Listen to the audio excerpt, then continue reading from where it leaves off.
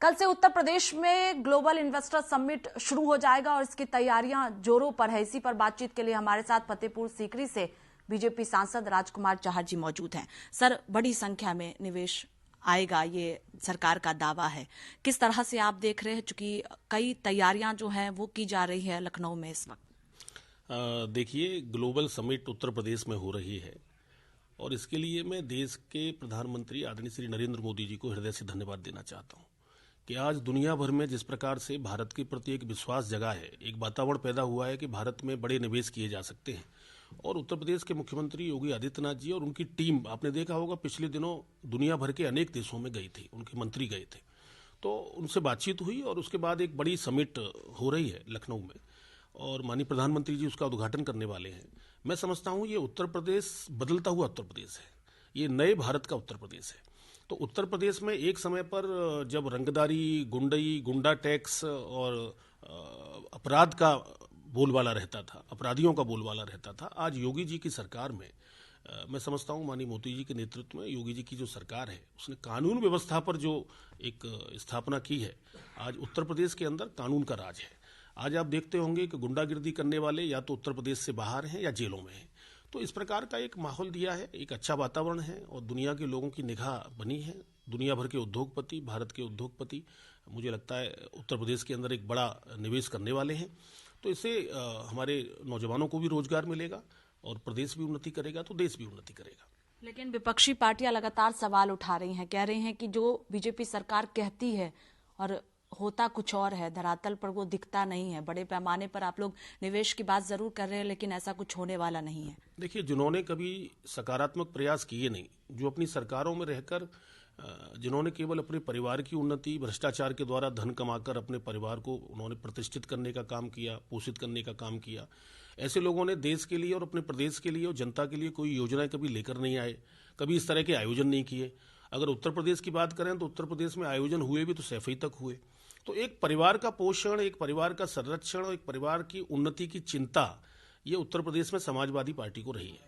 अब वो अपने आप को समाजवादी बोलते हैं लेकिन वो वाकई में पूरा देश भी जानता है और उत्तर प्रदेश का बच्चा बच्चा जानता है कि वो परिवारवादी हैं। परिवार से ऊपर कभी उन्होंने सोचा नहीं।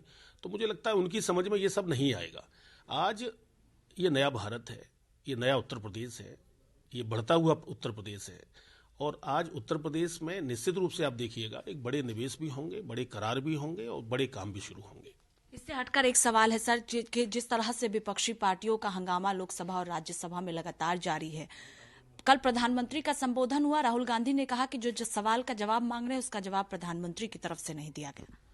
देखिए, माननीय प्रधानमंत्री जी ने कल बहुत ही प्रभावी और देश बढ़ते हुए देश के बारे में जो 2014 से लेकर और आज तक और आने वाले दशक में आज अमृतकाल के समय पर जो बजट भी पेश किया गया और महामहिम राष्ट्रपति के अभिभाषण पर जो धन्यवाद प्रस्ताव हुआ, मैं समझता हूं कि माननीय प्रधानमंत्री जी ने सभी बातों का जवाब भी दिया, सभी विषयों को भी उठाया और 2004 से लेकर और 2014 तक यूपीए की सरकार के जो पाप थे उन पापों के बारे में भी जनता को पता भी है और उन्होंने बताया भी किस प्रकार से उस समय 2G से लेकर कितने सारे घोटाले हुए, कितने सारे करप्शन के मामले हुए और एक अवसर जो देश को मिला था वो गंवाने का काम यूपीए की सरकार ने किया। आज इस अमृतकाल के समय पर जहां देश पूरी दुनिया में एक प्रगति के पथ पर आगे बढ़ रहा है, दुनिया की 5वीं अर्थव्यवस्था के रूप में आज भारत आगे आया है और आने वाले समय में आज पूरा दुनिया भी ये कह रही है कि आने वाले समय में भारत निश्चित रूप से सभी को लीड करने वाला है। तो आज इस तरह का जो माहौल है, दूसरा जो विपक्षी दल हैं, वो सारे विपक्षी दलों पे आप नजर डाल के देख लीजिए, कोई दल है ही नहीं, सब परिवारी दल हैं, सब परिवार की पार्टियां हैं। किसी भी दल का नाम उठा के ले लीजिए, वो केवल परिवारी पार्टियां चलती हैं। तो वो अपने परिवार का पोषण, परिवार को अपने को संरक्षित करना, उनको आगे बढ़ाना, उनकी चिंता करते हैं अन्य दल के लोग।